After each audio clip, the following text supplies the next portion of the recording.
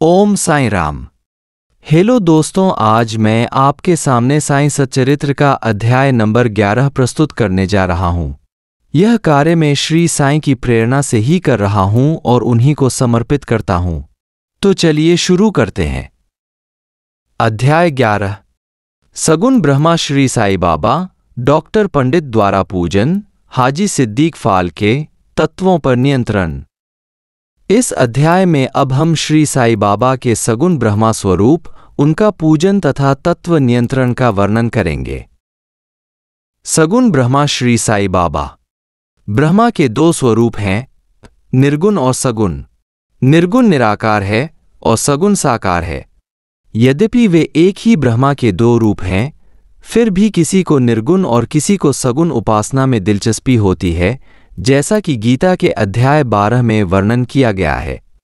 सगुण उपासना सरल और श्रेष्ठ है।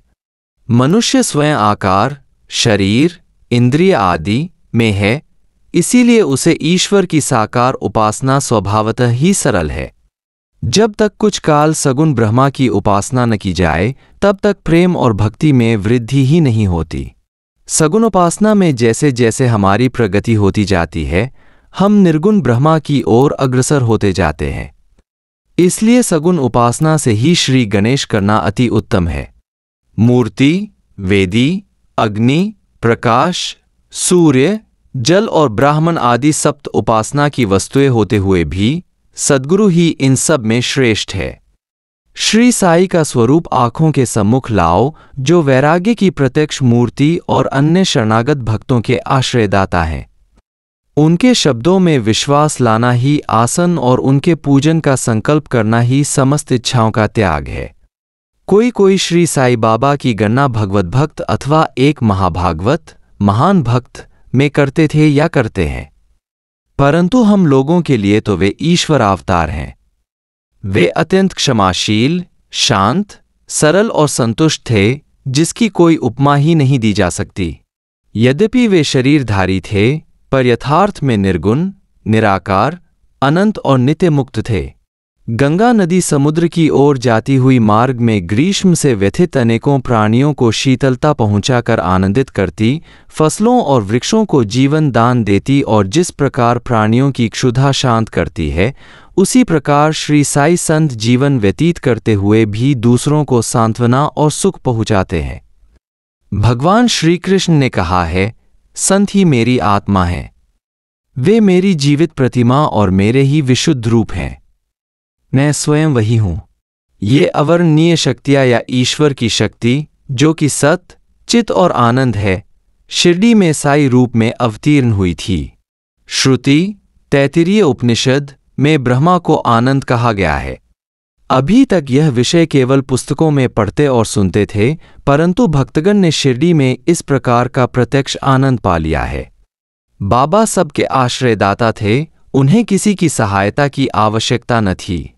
उनके बैठने के लिए भक्तगण एक मुलायम आसन और एक बड़ा तकिया लगा देते थे। बाबा भक्तों के भावों का आदर करते और उनकी इच्छानुसार पूजन आदि करने देने में किसी प्रकार की आपत्ति न करते थे। कोई इत्र और चंदन लगाते, कोई सुपारी, पान और अन्य वस्तुएं भेंट करते और कोई नैवेद्य ही अर्पित करते थे। यद्यपि ऐसा जान पड़ता था कि उनका निवास स्थान शिरडी में है, परंतु वे तो सर्वव्यापक थे। इसका भक्तों ने नित्य प्रति अनुभव किया। ऐसे सर्वव्यापक गुरुदेव के चरणों में मेरा बार बार नमस्कार है। डॉक्टर पंडित की भक्ति। एक बार श्री तात्या नूलकर के मित्र डॉक्टर पंडित बाबा के दर्शनार्थ शिरडी पधारे। बाबा को प्रणाम कर वे मस्जिद में कुछ देर तक बैठे। बाबा ने उन्हें श्री दादा भट्ट के पास भेजा, जहां पर उनका अच्छा स्वागत हुआ। फिर दादा भट्ट और डॉक्टर पंडित एक साथ पूजन के लिए मस्जिद पहुंचे। दादा भट्ट ने बाबा का पूजन किया। बाबा का पूजन तो प्रायः सभी किया करते थे, परंतु अभी तक उनके शुभ मस्तक पर चंदन लगाने का किसी ने भी साहस नहीं किया था। केवल एक महालसा पति ही उनके गले में चंदन लगाया करते थे।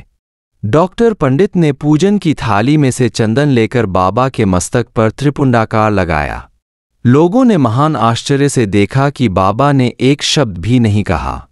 संध्या समय दादा भट्ट ने बाबा से पूछा, क्या कारण है कि आप दूसरों को तो मस्तक पर चंदन नहीं लगाने देते, परंतु डॉक्टर पंडित को आपने कुछ भी नहीं कहा? बाबा कहने लगे, डॉक्टर पंडित ने मुझे अपने गुरु श्री रघुनाथ महाराज धोपेश्वरकर, जो कि काका पुराणिक के नाम से प्रसिद्ध है, के ही समान समझा और अपने गुरु को वे जिस प्रकार चंदन लगाते थे उसी भावना से उन्होंने मुझे चंदन लगाया। तब मैं कैसे रोक सकता था? पूछने पर डॉक्टर पंडित ने दादा भट्ट से कहा कि मैंने बाबा को अपने गुरु काका पुराणिक के समान जानकर ही उन्हें त्रिपुंडाकार चंदन लगाया है, जिस प्रकार मैं अपने गुरु को सदैव लगाया करता था। यद्यपि बाबा भक्तों को उनकी इच्छा अनुसार ही पूजन करने देते थे, परंतु कभी कभी तो उनका व्यवहार विचित्र ही हो जाया करता था। जब कभी वे पूजन की थाली फेंक कर रुद्रावतार धारण कर लेते, तब उनके समीप जाने का साहस किसी को न हो सकता था। कभी वे भक्तों को झिड़कते और कभी मोम से भी नरम होकर शांति तथा क्षमा की मूर्ति से प्रतीत होते थे। कभी कभी वे क्रोधावस्था में कंपायमान हो जाते और उनके लाल नेत्र चारों ओर घूमने लगते थे, तथापि उनके अंतःकरण में प्रेम और मातृ स्नेह का स्रोत बहा ही करता था। भक्तों को बुलाकर वे कहा करते थे कि उन्हें तो कुछ ज्ञात ही नहीं है कि वे कब उन पर क्रोधित हुए। यदि यह संभव हो कि समुद्र नदियों को लौटा दे तो वे भक्तों के कल्याण की भी उपेक्षा कर सकते हैं। वे तो भक्तों के समीप ही रहते हैं और जब भक्त उन्हें पुकारते हैं तो वे तुरंत ही उपस्थित हो जाते हैं। वे तो सदा भक्तों के प्रेम के भूखे हैं। हाजी सिद्दीक फाल्के। यह कोई नहीं कह सकता था कि कब श्री साईं बाबा अपने भक्त को अपना कृपा पात्र बना लेंगे। यह उनकी इच्छा पर निर्भर था। हाजी सिद्दीक फाल्के की कथा इसी का उदाहरण है। कल्याण निवासी एक यवन, जिनका नाम सिद्दीक फाल्के था, मक्का शरीफ की हज करने के बाद शिरडी आए। वे चावड़ी में उत्तर की ओर रहने लगे। वे मस्जिद के सामने खुले आंगन में बैठा करते थे। बाबा ने उन्हें 9 माह तक मस्जिद में प्रविष्ट होने की आज्ञा न दी और न ही मस्जिद की सीढ़ी चढ़ने दी। फाल्के बहुत निराश हुए और कुछ निर्णय न कर सके कि कौन सा उपाय काम में लाएं। लोगों ने उन्हें सलाह दी कि आशा न त्यागो। श्यामा श्री साईं बाबा के अंतरंग भक्त हैं। तुम उनके ही द्वारा बाबा के पास पहुंचने का प्रयत्न करो। जिस प्रकार भगवान शंकर के पास पहुंचने के लिए नंदी के पास जाना आवश्यक होता है, उसी प्रकार बाबा के पास भी श्यामा के द्वारा ही पहुंचना चाहिए। फाल्के को यह विचार उचित प्रतीत हुआ और उन्होंने श्यामा से सहायता की प्रार्थना की। श्यामा ने भी आश्वासन दे दिया और अवसर पाकर वे बाबा से इस प्रकार बोले कि बाबा, आप उस बूढ़े हाजी को मस्जिद में किस कारण नहीं आने देते? अनेक भक्त स्वेच्छापूर्वक आपके दर्शन को आया जाया करते हैं। कम से कम एक बार तो उसे आशीष दे दो। बाबा बोले, श्यामा, तुम अभी नादान हो। यदि फकीर अल्लाह नहीं आने देता है तो मैं क्या करूं? उनकी कृपा के बिना कोई भी मस्जिद की सीढ़ियां नहीं चढ़ सकता। अच्छा, तुम उससे पूछ आओ कि क्या वह 12वीं कुएं की निचली पगडंडी पर आने को सहमत है? श्यामा स्वीकारात्मक उत्तर लेकर पहुंचे। फिर बाबा ने दोबारा श्यामा से कहा कि उससे फिर पूछो कि क्या वह मुझे 4 किश्तों में 40,000 रुपये देने को तैयार है? फिर श्यामा उत्तर लेकर लौटे कि आप कहें तो मैं 40 लाख रुपये देने को तैयार हूं। मैं मस्जिद में एक बकरा हलाल करने वाला हूं, उससे पूछो कि उसे क्या पसंद है, बकरे का मांस, नाद या अंडकोश? श्यामा यह उत्तर लेकर लौटे कि यदि बाबा के भोजन पात्र में से एक ग्रास भी मिल जाए तो हाजी अपने को सौभाग्यशाली समझेगा। यह उत्तर पाकर बाबा उत्तेजित हो गए और उन्होंने अपने हाथ से मिट्टी का बर्तन उठाकर फेंक दिया और अपनी कफनी उठाए हुए सीधे हाजी के पास पहुंचे। वे उनसे कहने लगे कि व्यर्थ ही नमाज क्यों पढ़ते हो? अपनी श्रेष्ठता का प्रदर्शन क्यों करते हो? यह वृद्ध हाजियों के समान वेशभूषा तुमने क्यों धारण की है? क्या तुम कुरान शरीफ का इसी प्रकार पठन करते हो? तुम्हें अपने मक्का हज का अभिमान हो गया है, परंतु तुम मुझसे अनभिज्ञ हो। इस प्रकार डांट सुनकर हाजी घबरा गया। बाबा मस्जिद को लौट आए और कुछ आमों की टोकरियां खरीद कर हाजी के पास भेज दी।